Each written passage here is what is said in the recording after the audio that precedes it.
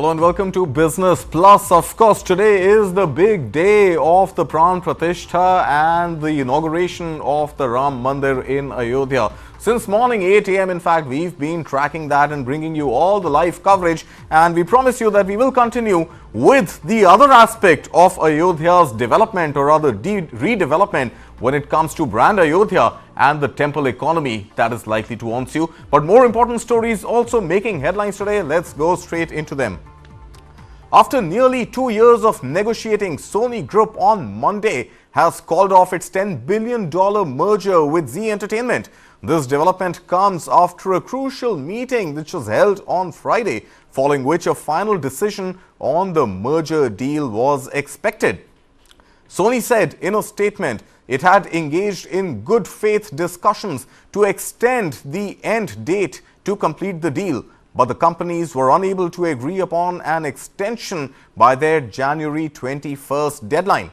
According to a statement issued by Zee Entertainment, Sony is also pursuing a termination fee of $90 million from Zee Entertainment, citing alleged breaches by the company. Also, it must be noted that Sony did not specify on Monday what conditions were indeed unfulfilled. Zee, however, refuted all claims made by Sony, asserting that it has not breached the terms of the merger agreement. The company is actively evaluating available options to address the situation, including taking appropriate legal action.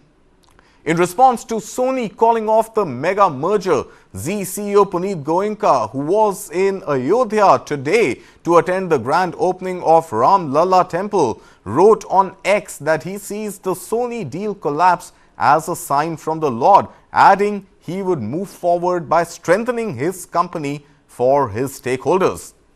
The $10 billion mega discussion was initiated in 2021 and was originally slated for completion by the 21st of December 2023. However, the deal hit several roadblocks right from inception, including regulatory issues, deadline extensions, and others. The root cause of the termination, however, lies in an extended disagreement between the two companies, primarily centered around the leadership question for the merged entity. Zee had proposed that CEO Puneet Goenka take the helm, but Sony balked after he became the subject of an investigation by India's market regulator. Last year, the Security and Exchange Board of India, or SEBI, barred Goenka from holding directorships or lead management positions at any listed company, accusing him of being involved in diverting Zee's funds into the group's other listed entities. Goenka denied the allegations. An Indian tribunal lifted the ban on him in October, but said he would have to cooperate with any investigation by the regulator. Zee then sought a deadline extension, a request to which Sony agreed. However, the latest development to scrap the agreed terms and conditions and the merger clauses comes after a 30-day grace period which ended over the weekend when the two sides couldn't reach an agreement on a deadline set in December. Joining me to briefly discuss this story is my colleague Amit Ranjan. Amit, this deal had been on, had been off, has run into murky waters, and finally this mega deal, which was likely to become a 30% market share holder in India's entertainment space, is no longer there.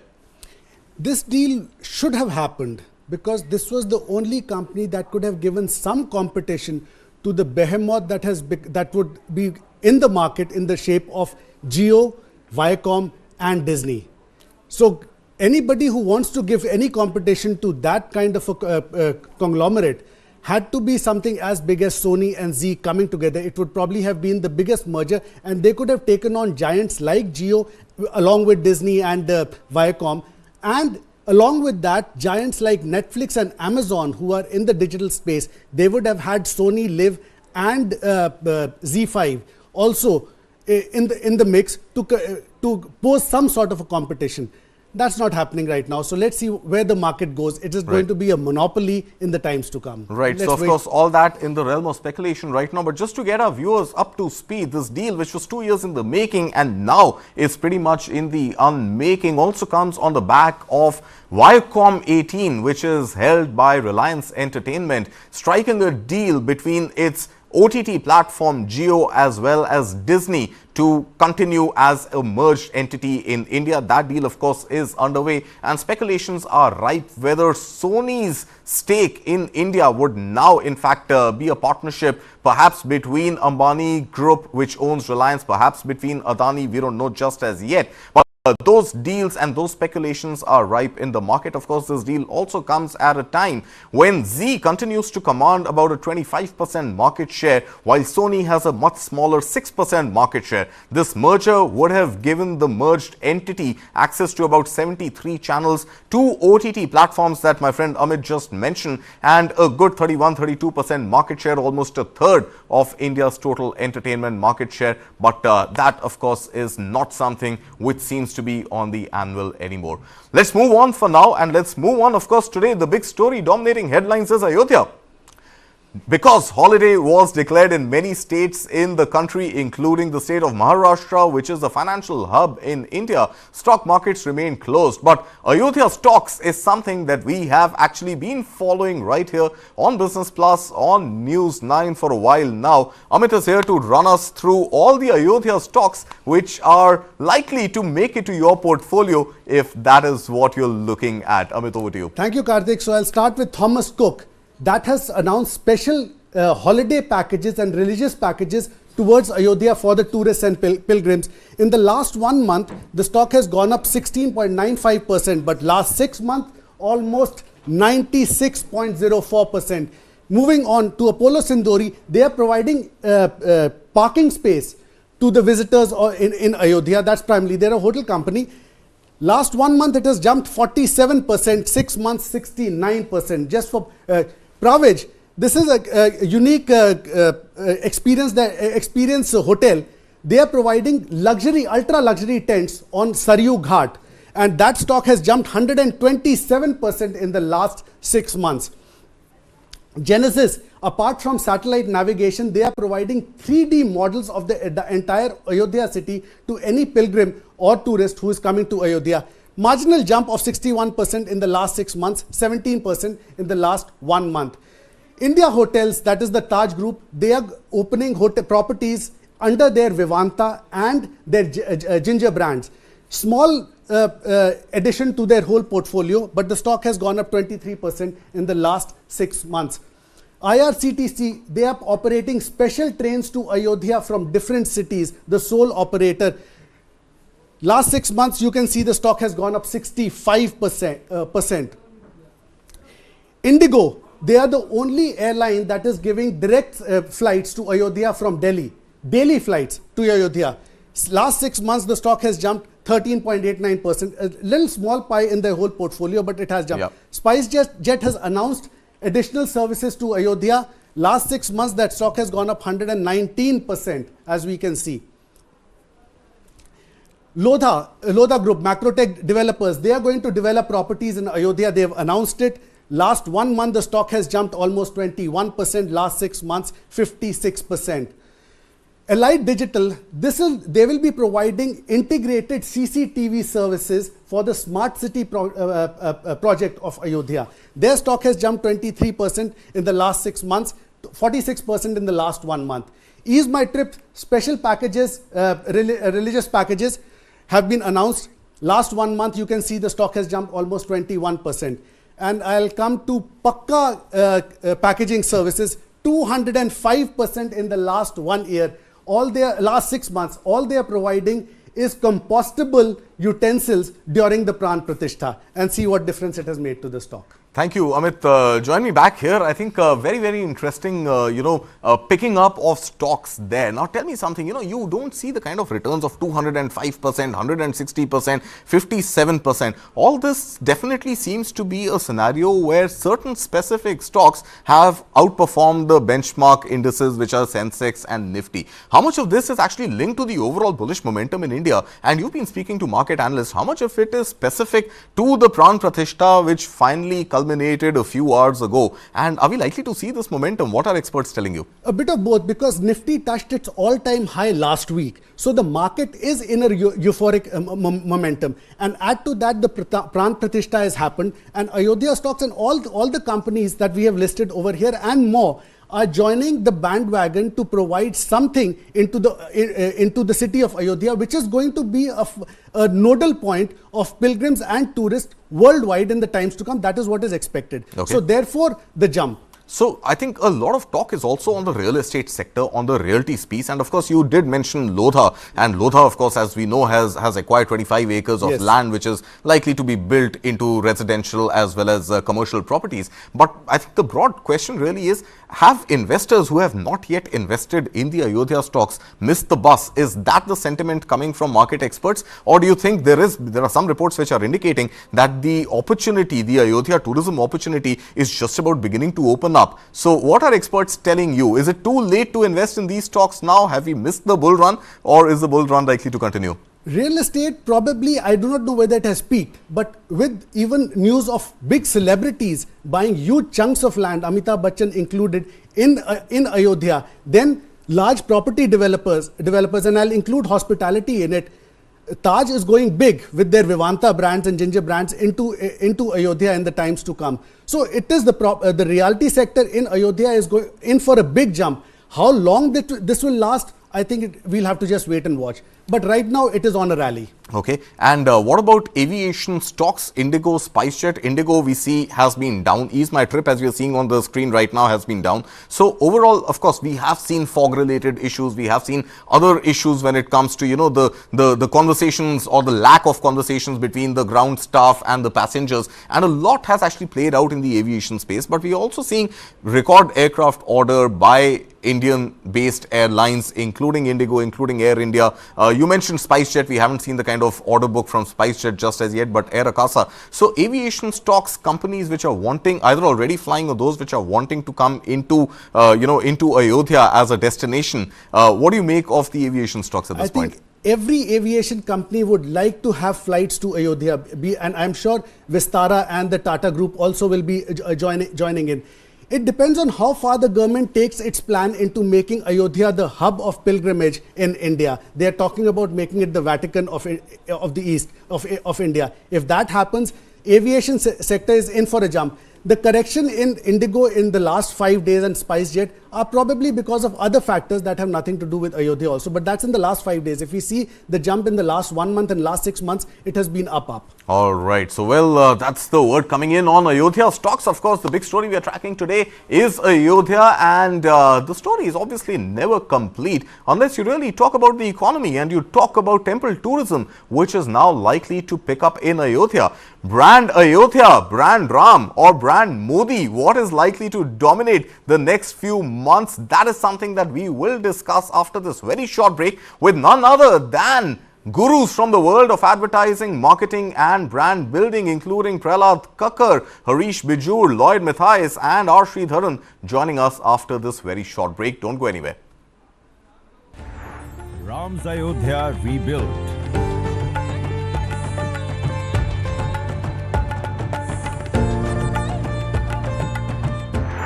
Ram Lala's Pran Pratishtha.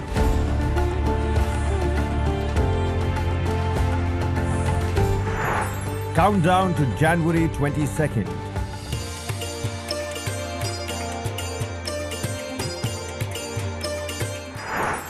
Dateline Ayodhya. Catch the mega coverage only on News9 Live.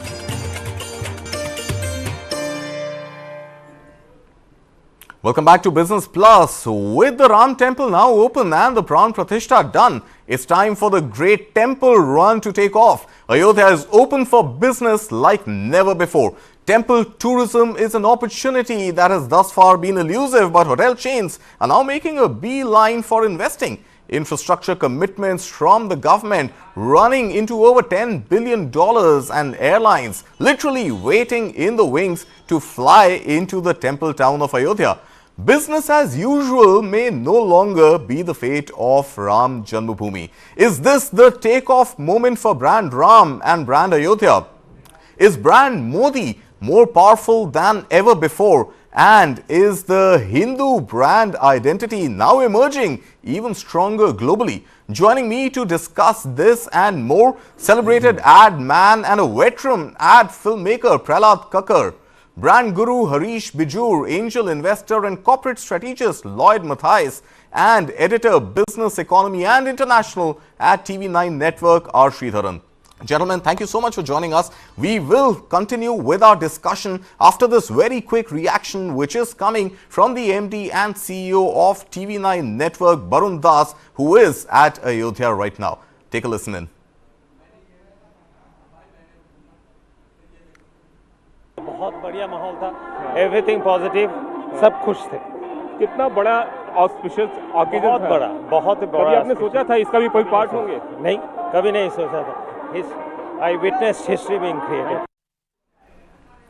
All right, well, that's Barun Das, MD and CEO of TV9 Network, saying that he has incidentally witnessed history firsthand. He's at Ayodhya. We are here stuck in the studio, Shri, but we'll just come to what is going on in Ayodhya. But I think Prahlad Kakkar, if I can start by asking you, no movement in recent history, and of course you have seen the world and you've seen the world of brands and advertising a lot longer than any of us here with you today. But Prahlad Kakkar, if I can start with you, nothing seems to have galvanized this sort of national interest ever in recent history. What do you make of this movement which is on in India right now?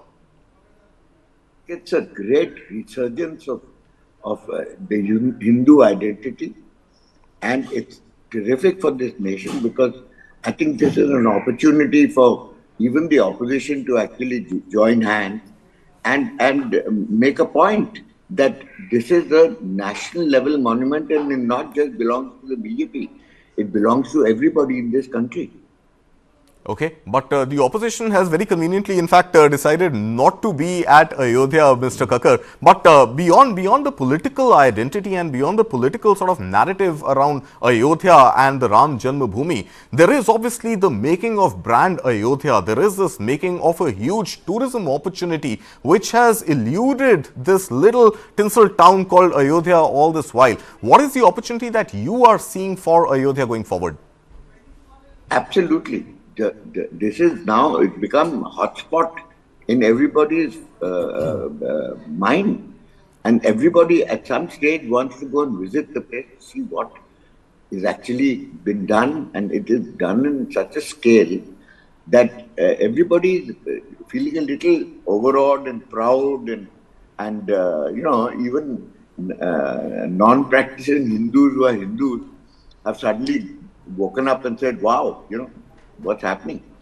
Okay. Harish, Bijoor, let me take this to you. What is the real awakening here? Is this the awakening of brand Hindu as an identity? Is this, of course, the final nail, so to speak, for the elections, upcoming elections for brand Modi? Or is there a larger brand Ram which is now emerging? Because you've seen, I was doing a little YouTube search before coming into the studio, and this song Ram Aayenge in all its avatars has got, a couple of tens of millions of views on each video which appears on the first page of YouTube when you search for Ram Aayenge original song. I don't know what the original song is. I think every reel on social media is really with this theme song of Ram Aayenge. There are deep fakes of Lata Mangeshkar 3 years after she passed away, singing in her deepfake avatar Ram Aayenge, and today 22nd of Jan, Ram has in some form arrived in Ayodhya at Ram Lalla. Which is the brand here which is really going to make headlines and dominate headlines going forward?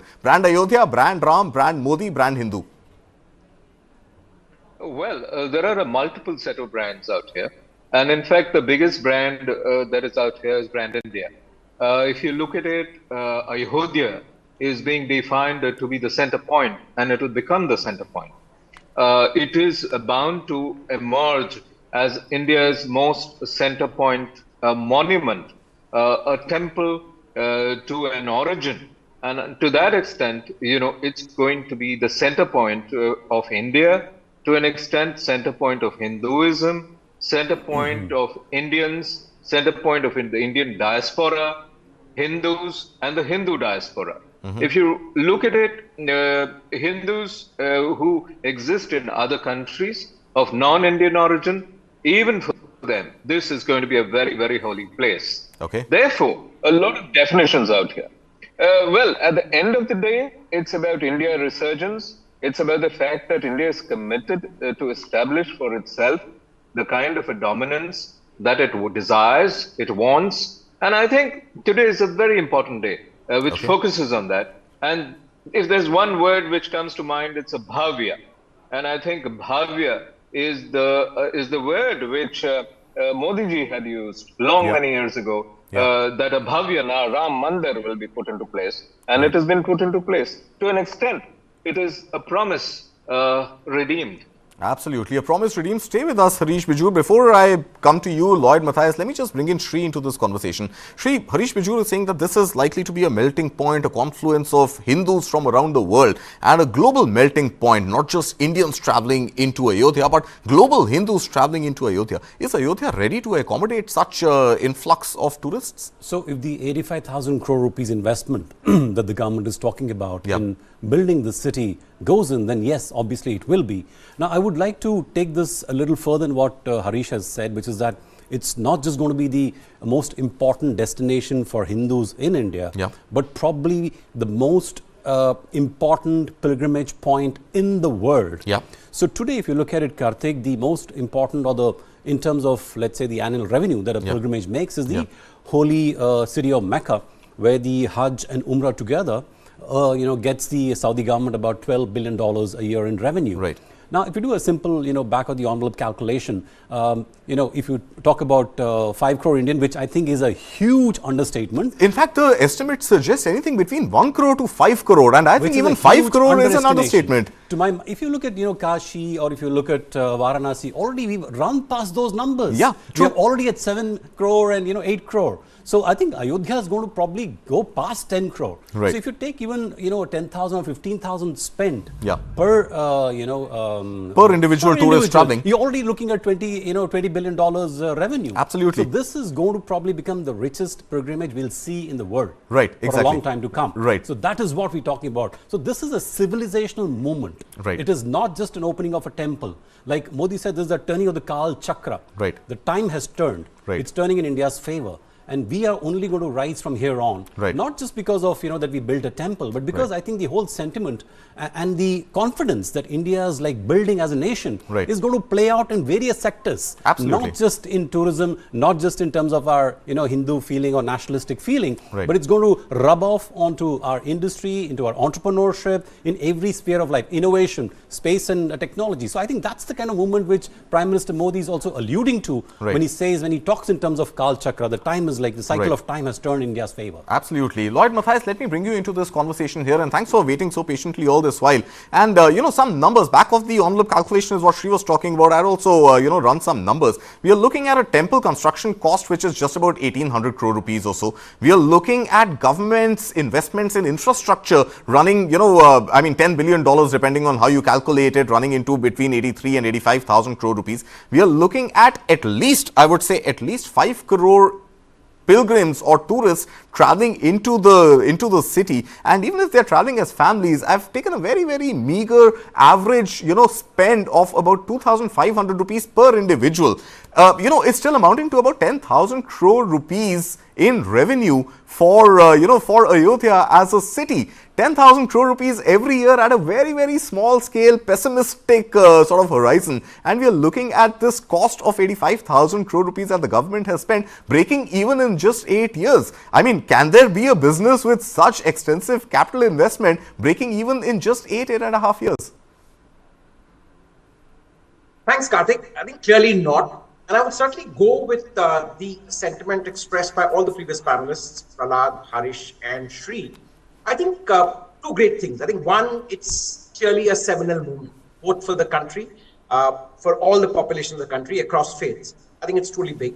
Second, like you said, I think what it's going to do for Ayodhya, for India, and in a sense for Eastern UP. If you recognize that Eastern UP and Bihar are in a sense among the most economically backward parts of the country.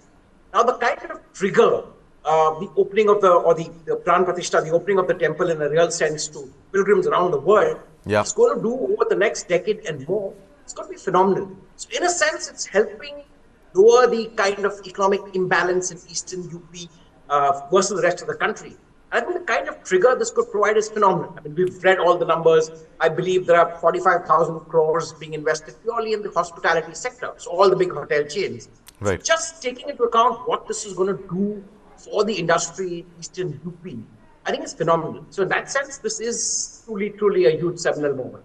Absolutely. Phenomenal for Eastern UP, phenomenal for Ayodhya as a city. Prahlad Kakkar, let me bring you back here. And I want to actually, since you're the ad man here among us, I really want to bring this back to you and your court and really ask you the kind of movement that we are seeing right now. The temple drive which is on in India, practically every second society you visit has either a new temple or a recently renovated temple. The kind of orange flags, Har Ghar Bharua, which Prime Minister Modi has also said, which is incidentally, comes right few days ahead of Republic Day, where Har Ghar Tiranga has been across Republic Day and Independence Day the real fervor. You're talking about Har Ghar Bharua. You're talking about, these little small temples either getting built or getting rejuvenated across the country. And of course, this whole pride associated with the Hindu identity. Do you think this is something which is a fleeting moment right now in history, or are these signs which are here to stay for India?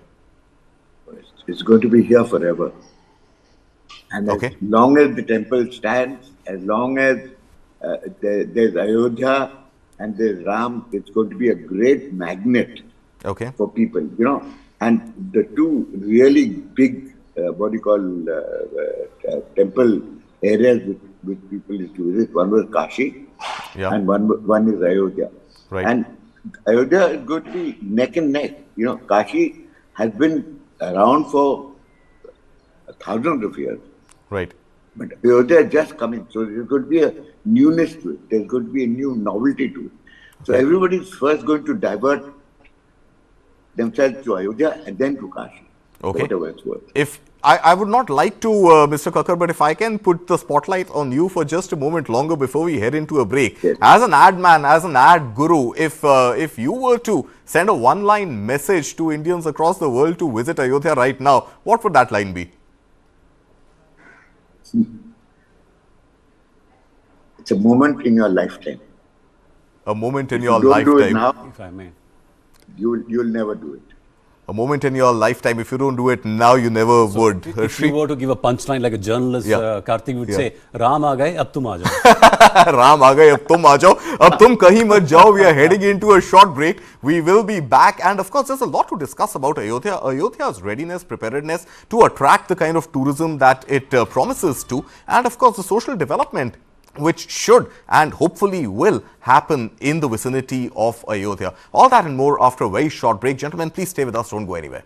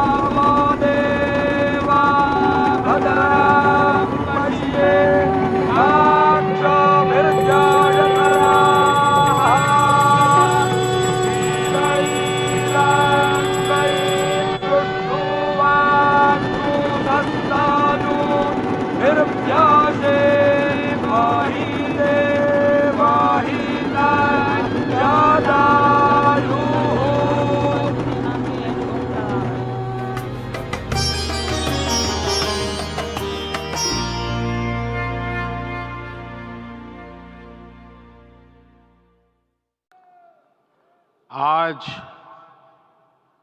हमारे राम आ गए हैं।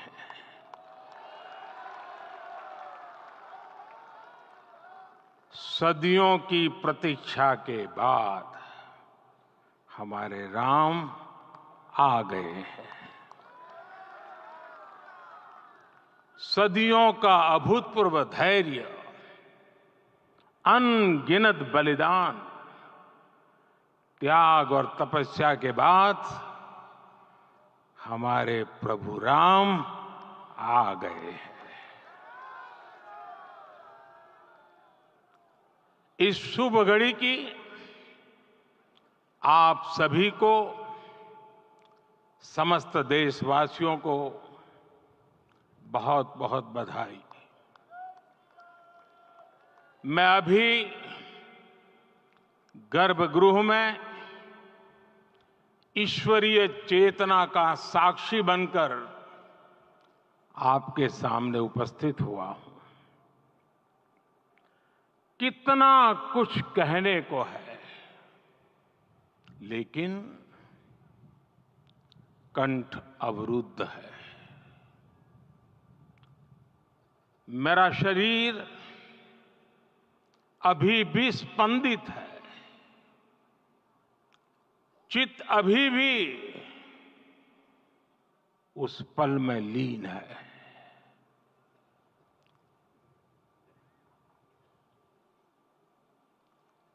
हमारे रामलला अब tent में नहीं रहेंगे।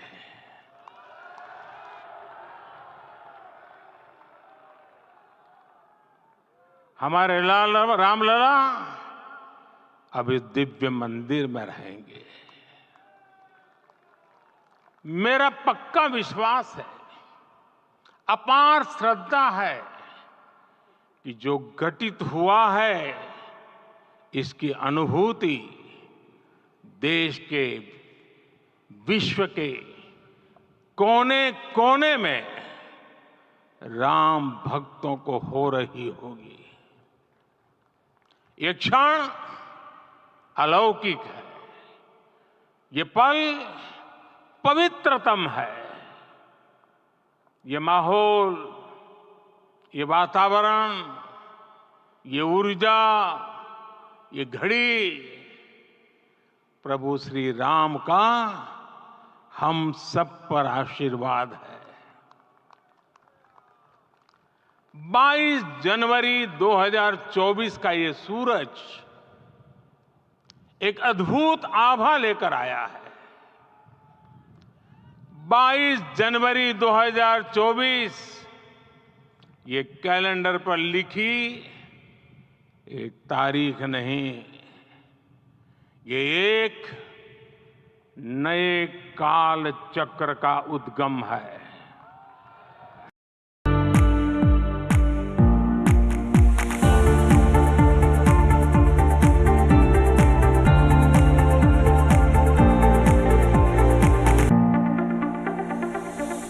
Welcome back to Business Plus. We are discussing Brand Ayodhya, open for business. Well, some very interesting statistics and some very interesting numbers out there. Of course, as we know, the Gorakhpur-Faizabad highway is built, and of course, this is a large enough highway to accommodate enough and more people wanting to drive down to Ayodhya. Add to that, the Indian Railways are adding capacity to ferry as many as 60,000 passengers to and from Ayodhya every single day. The Ayodhya airport is ready, and there are flights including the likes of Indigo which are already flying into the city of Ayodhya, and many more including SpiceJet waiting in the wings to land at Ayodhya. Now, put this in context, the number of tourists who are likely to arrive in Ayodhya every year, by very, very realistic, if not realistic on the side of being too cautious, the estimate suggests that about 5 crore Indians are likely, 5 crore tourists in fact, not just Indians, are likely to travel into Ayodhya. Look at it in context. This is almost 5 times the number of tourists, in fact more than 5 times the number of tourists who travel to Mecca every year. This is almost 10 times the number of tourists who travel to the Vatican City every year. That is the amount of tourism attraction potential that Ayodhya holds. Harish, Bijoor, let me bring you into this conversation. 50 million tourists, 5 crore tourists, a big number. Is India going to finally play the tourism card right? Will we be in a position to have the right safety, the right comfort, the right infrastructure, the right number and quality of possibilities offer for tourists to indulge in the city of Ayodhya beyond just a visit to the Ram temple? Yes, I think this is going to definitely happen. If you look at it, I think infrastructure has fallen into place. The number of people that we're talking about who are likely to visit Ayodhya could be an understatement. And the best part of it is that bulk of the people who are going to turn up at Ayodhya are going to be Indians living in India, in the sense that you do not require a visa to travel to the location and the birthplace of Ram. So if you really look at it, Lord Ram is going to be the draw. And this counterpoint is beautifully managed because of the airport infrastructure, the railway infrastructure, the investment in hotels falling into place. But the important thing to appreciate and understand is that this tourism is likely to be tourism across the spectrum.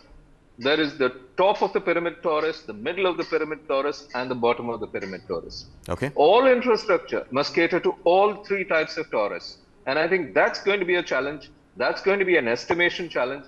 And I think once that falls into place, I think Ayodhya is going to be a point which is going to attract a lot more than anybody else. Tirumala, Tirupati, Devasthanams in the south, with Tirupati and Ayodhya in the north.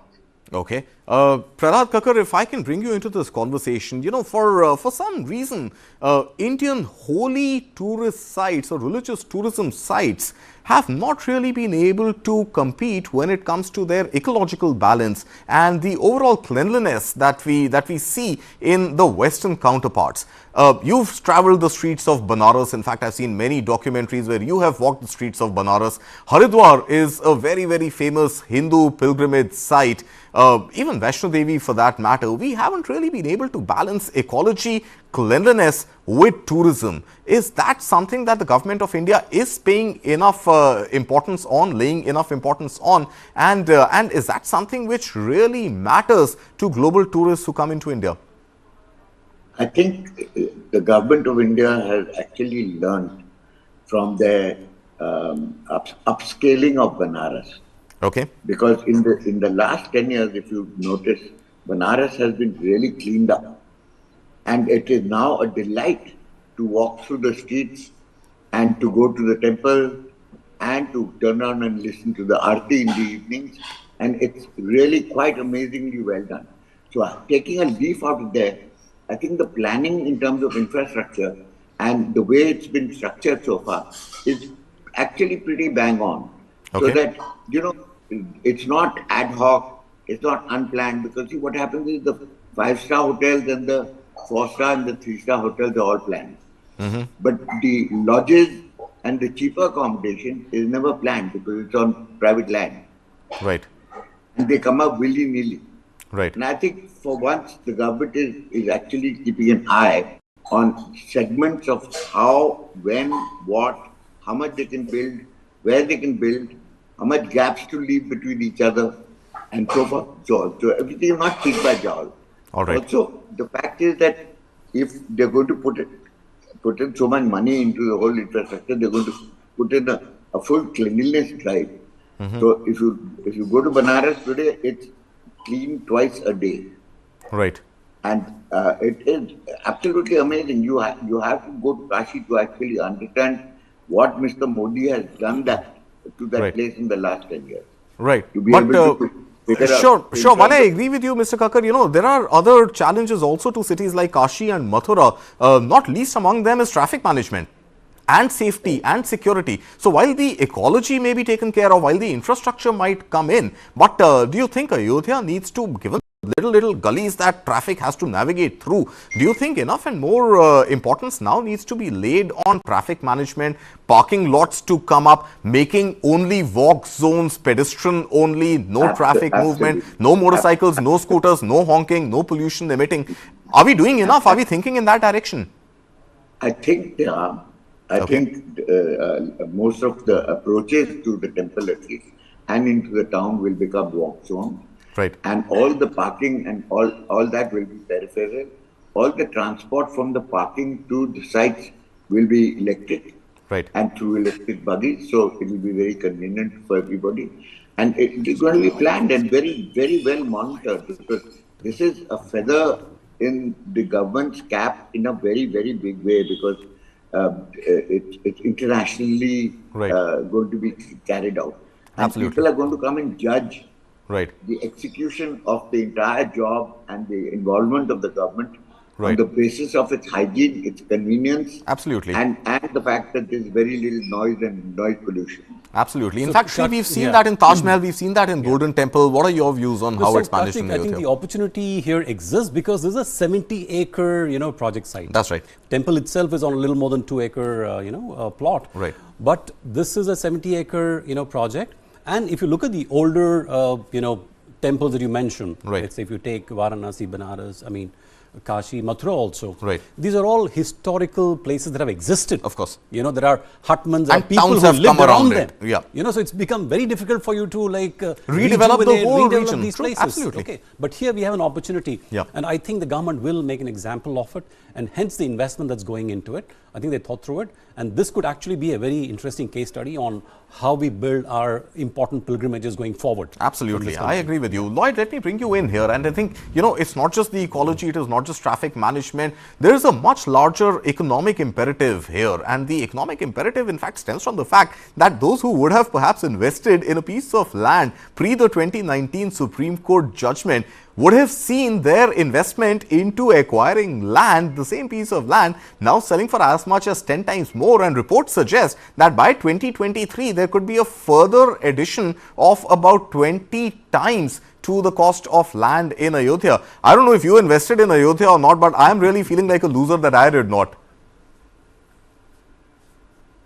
You're absolutely right, Karthik. I think when any large project comes up, infrastructure, an airport like the Bijoor airport, or something as phenomenal as the Ram Mandir, I think the impact is bound to happen. Okay. Right? But I think few of us expected to see the extent of euphoria. Right? We all knew about the inevitability of this in 2019 after the Supreme Court judgment, and the fact that before the elections, so around 2024, the inauguration would happen. Yeah. I think the fervor that it's generated in the last fortnight, and especially today, you can see it is permeated every possible group, right? Right. It's not WhatsApp groups, but, old school and college alumni. I think Right. it's been phenomenal. So certainly, I think there's an economic upside, which I'm sure India is ready right now to capitalize upon. I think, like Sri also mentioned, this is one of the landmark sites, one of the possibly the world's most visited site over the next decade that we've had the opportunity to plan for. So this is not a post facto. This is not building around existing stuff. So the whole 70-acre site, all the infrastructure coming around in Ayodhya, from the new airport to the revamped railway station to the highways, I think all this is going to be new. So I think this is going to be a prime example of how spirituality can not just drive devotion, it can also have huge economic upsides. Okay. And like I said earlier, coming as it does in a part of the country that's been economically backward, Eastern UP, I think this is the perfect fillip required. I would say in the next decade or so, this has the ability to pitchfork UP from being among India's slightly more backward states to possibly among the leading lights. Absolutely. So since Lloyd is mentioning about the city Ayodhya, Sri, and we're coming almost to the close of this discussion, I want to actually highlight some startling numbers which arise on by account of the per capita income in Ayodhya versus when you look at it. So per capita income of Ayodhya is just about 24,000. That is a much lower figure when you take India's national average, which is just a little under a lakh. So Ayodhya has, for the last 30 years at least, since the dispute really came into public imagination. Of course, the dispute has been on for 500 years, but last 30 years, we haven't seen the needle on the per capita income move. True. Now, of course, you will see some influx of talent, some retention of talent, but I think if I were to request you to wear the hat of the international editor of TV9 network, there are global examples where you walk the cities of Rome, for example, or even you go to Paris, you go to the Eiffel Tower, you go to the Statue of Liberty. There are these great opportunities for tourists to actually do a lot more than just visit those monuments. Ayodhya will offer you hotels, will offer you infrastructure, will offer you a visit to the Ram temple. It has to develop a lot more when it comes to restaurants, when it comes to some sort of other, engagements and entertainment options. I'm not talking about nightlife. It's a religious pilgrimage site. I'm not talking about pubs. I'm talking about just a lot more avenues to open. Are we going to do that? I think we should do that, Karthik, because, since this is a government which is very tech friendly, why not create a Ramayana experiential museum, which is completely high tech? Absolutely. With all kinds of gadgets and gizmos that people can interact, touch and feel with. So I think those ideas will probably come as the city develops, as Ayodhya develops. But there is absolutely an opportunity exists to make it truly a showcase pilgrimage destination within India, that the world can look at and say, yes, these guys have done something which is truly unique. I think that opportunity exists, and we should aim for it definitely as a country, especially under this government and Mr. Modi's leadership, because he's so passionate about this project. I think we should see that happening. And do you see retention of talent in Ayodhya as well as influx of fresh talent from the likes of Gorakhpur, from cities like Faizabad, from cities like Lucknow really coming into the city of Ayodhya? Or is it largely going to be temple tourism, priests, little stalls that sell prasad and garlands, or is it really going to expand beyond that? I'll tell you, my basic quarrel really with most Indian tourist sites is that I find it hard anywhere outside the airports in India to find an India fridge magnet. I see it everywhere else in the world. I don't see that here in India. And cities and towns with much less history, millions selling their merchandise. And we are a country only of history. We are an ancient civilization. So to your point, I think the core of Ayodhya and the temple premises, the surrounding ought to remain for the purpose which they've been developed, which is a religious, spiritual kind of an experience. But if the economy around Ayodhya develops, it becomes more prosperous, people have investment, I think it may not be far-fetched to imagine that you may have smaller, satellite cities and towns that spring up that are living off this whole huge, kind of an opportunity, economic wealth creator, Ayodhya temple. So that could well happen into the future. But I think the core of Ayodhya will probably remain what it is meant to be, a religious experience for people, a birthplace of Ram, and for people to come and enjoy and soak in that moment, that experience, and and feel blessed. Absolutely, feel blessed. Well, I don't want to let go just as yet, but before I end the show, I want to do a very little small sample size dipstick. That is the number of 5 crore Indians really going to stand or not? So let me begin with you, Prahlad Kakkar. Is Ayodhya on your wish list, bucket list? Have you made your bookings already? If so, what are the timelines? If not, when do you intend to do it? Well, soon, but it's definitely on my wish list. Okay. I definitely want to see the potential of the place. Okay. As a tourist destination. Okay. And as in terms of the side shows that go on in spite of the temple. Okay. The Ram Leela, the Kathas, the people, singing songs and performing, and street artists, and so forth and so on. I mean, that would really make the place come alive. Okay, so Ayodhya is definitely on Prahlad Kakkar's bucket list and wish list. Harish Bijoor, if I can come to you, what is the timeline, and when you do visit, what is the one thing that you definitely expect coming your way in Ayodhya, apart from the visit to the Ram temple? Well, I definitely want to visit the Ram temple, and I definitely will be there during 2024 for sure. Let the initial hullabaloo settle down. Okay. And I want to be there not for a day, but I want to spend a week there. Okay. Enough time to absorb Ayodhya, because Ayodhya is a thought, and that thought needs to be absorbed with time. Okay. Lloyd, Mathias, if I can come to you, is temple tourism, Ram Mandir, the visit to Ram Lala, looking at, that statue really on your wish list, or would you go there just to experience life in Ayodhya and the development? Absolutely, both. I certainly would like to. I've visited spiritual places, important religious places around the world. So it's certainly very much on my wish list. Okay. And I also want to see the transformation of a town that I'd seen, I would say, about 15 years ago as a traveling salesperson, to see what the consecration of one mega temple can do. And I'm really, really excited. So maybe towards the end of 24 or early 25, just want to see the radical transformation of what spirituality can do in more ways than just spiritual, the economic impact of spirituality. I'm excited. I certainly will want to go to Ayodhya. Okay, Shri, you and I are stuck here. We are very close to Ayodhya. I have no plans to, be stuck. I will take time out to go to Ayodhya, Karthik. Not just me. In fact, my entire extended family, comprising 30 people, plan to go to Ayodhya. And I just want to point out, to what Harish had said yesterday, earlier, that this is not unlike any other, pilgrimage destination. If you look at Varanasi and other places, it's largely older people who go there. Right. This is going to be an entire family kind of an outing. So you have 6, 7, 10 people going. Yeah. So that is why the number of 5 crore that you're talking about, Karthik, is a very serious, small bad number. underestimate. I think it's going to be 10 crore at minimum. Right. Take my word for it. It'll be much more than 10 crore. So in your list of 30 people, Shri, I'll request you to add a +1 and take me along as well. Any day, I visited any day, Ayodhya Karthik. in 2017, and I think 2024 Ayodhya calling definitely seems to be on agenda. Well, that's all we have time for on this edition of Business Plus.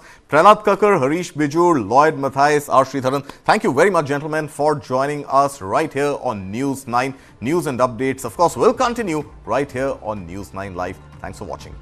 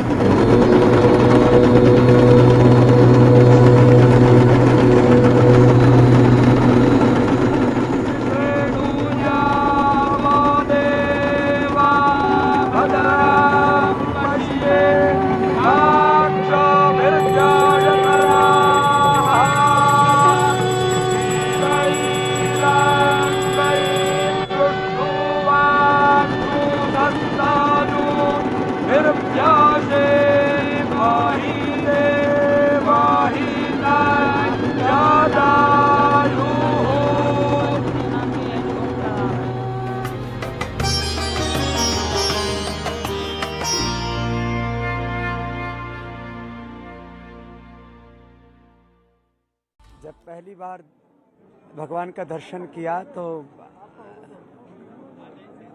लगभग आधे घंटे तक अश्रुपात होता रहा। मैंने किसी मंदिर की प्राण प्रतिष्ठा का ऐसा ये विग्रह पहली बार देखा। मन बहुत अभिभूत है और अब राम मंदिर निर्माण के साथ साथ राष्ट्र निर्माण का और राम राज्य की प्रतिष्ठा का संकल्प हम जरूर सब मिलकर के पूरा करेंगे, ये मन में विश्वास है। दिव्य था और उस दिव्यता को आप हर व्यक्ति के चेहरे पर आप अनुभव कर सकते हैं, हर राम भक्त के चेहरे पर अनुभव कर सकते हैं। सच में वह शांति के साथ में समृद्धि और संस्कृति को जगाने वाला, जागृति लाने वाला एक राम राज्य का यह प्रारंभ है और वह दिख भी रहा है और आने वाला समय भव्य होगा।